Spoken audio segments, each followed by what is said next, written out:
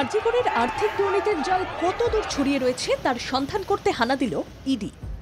শুক্রবার সকালে তদন্তকারীরা যান সন্দীপ ঘোষের বেলেঘাটার বাড়িতে। সেখানে প্রথমে তাঁদের ফিরে আসতে হয়, এরপর আবারও ইডির টিম তথ্য তল্লাশ করতে হানা দেয়।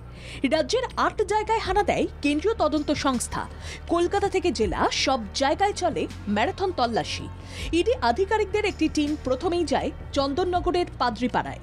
সকাল 6:55 নাগাদ যায় স্পেশাল টিম।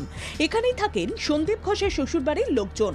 কিন্তু সন্দীপ ঘোষের শ্বশুর রামকৃষ্ণ দাসের পরিবারের লোকেরা এই ঠিকানায় এখন থাকেন না। তাই ইডি কর্তারা সেই বাড়ি তালাবন্ধ দেখে বৈদ্যবাটিতে চলে যান। বৈদ্যবাটির নার্সারি রোডে যায় ইডির আধিকারিকরা।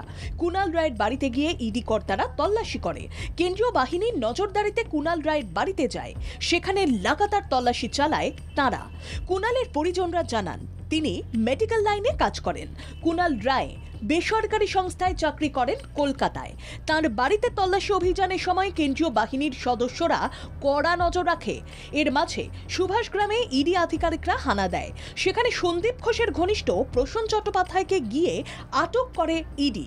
লাগাতার তল্লাশির মাঝে এই আটক তদন্তে নতুন মাত্রা যোগ করল বলা যায়।